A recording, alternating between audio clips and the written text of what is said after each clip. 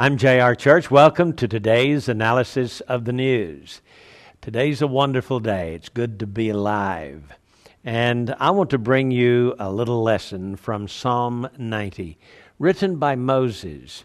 And before I do, I want to just mention the October issue of our magazine, Prophecy in the News.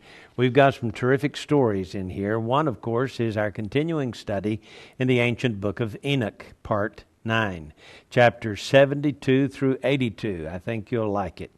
And then Gary has one on angels and their history and how they appear in prophecy.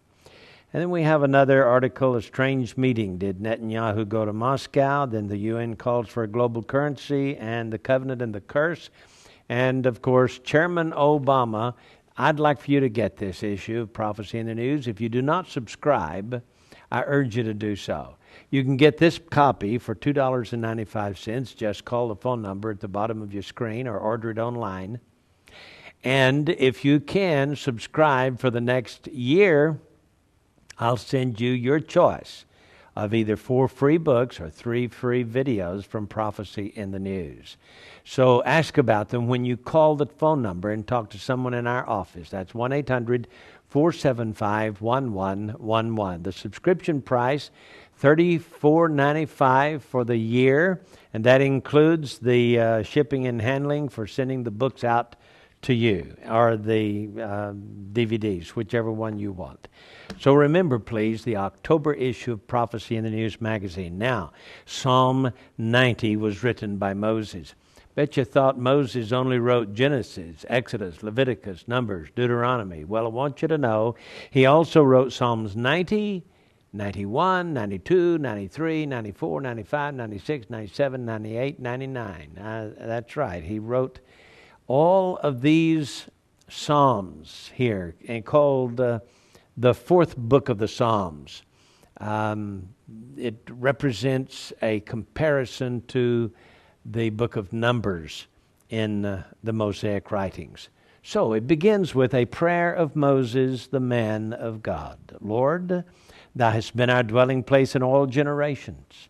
Before the mountains were brought forth, or ever Thou hadst formed the earth and the world, even from everlasting to everlasting Thou art God. Thou turnest men to destruction, and sayest, Return, ye children of men. For 1,000 years in Thy sight are but as yesterday, when it is past, and as a watch in the night. I want to stop there to tell you that Moses is giving a little sermon here on the 6 days of creation, and the 7th day wherein God rested.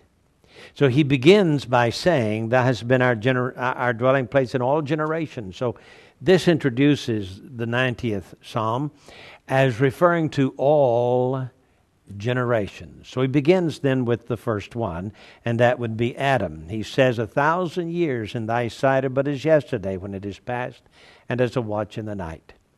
So he's referring to the day that Adam lived, 930 years, lacking 70 years, being 1,000 years. But if you'll notice, he alludes to the first day of creation and the first 1,000 years of mankind. All right? The first day of creation, God said, Let there be light. Listen to verse 2 again. Before the mountains were brought forth, or ever Thou hast formed the earth and the world, even from everlasting to everlasting, Thou art God. You see, this refers to the first day of creation when it says, In the beginning, God. God created the heavens and the earth, and God said, Let there be light. So this is not only the first day of creation, as you can see here, the allusion to it, but also to the first 1,000 years of mankind. Listen to verse 3, Thou turnest men to destruction.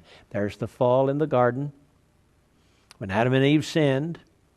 And then he says, Return, ye children of men. So we have the fall, we have the plan for the redemption of man. That's all in the first 4 verses. Then in verse 5, we have the second day of creation. Thou carriest them away as with a flood. They are as a sleep in the morning. They are like grass which groweth up.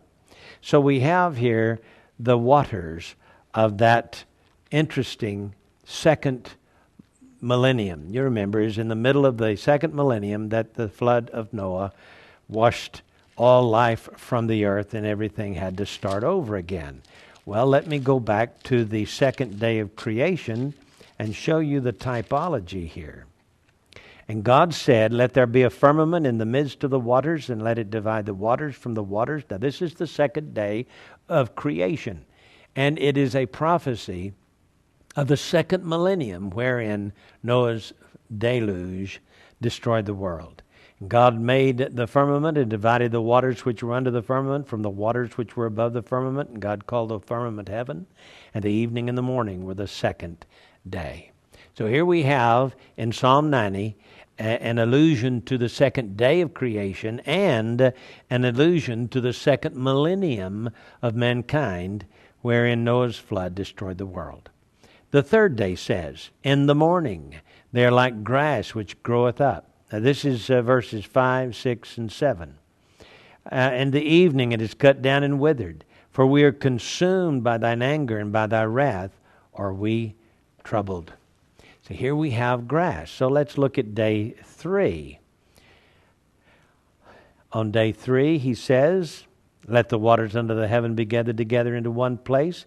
Let the dry land appear, and it was so. And God called the dry land earth, and gathering together the waters he called seas. And God saw that it was good. And God said, let the earth bring forth grass. There it is. We had that same mention of grass. They are like grass which groweth up. And here we have on the third day, let the earth bring forth grass, the herb yielding seed, and fruit tree yielding fruit after his kind, whose seed is in itself in the earth, and it was so.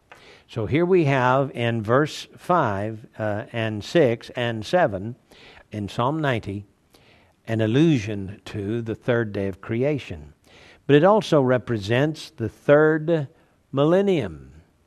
During that third millennium we are consumed by thine anger, and by thy wrath are we troubled. Do you remember in the third millennium we had Israel in Egyptian bondage, and they made their exodus out of Egypt and headed for the promised land.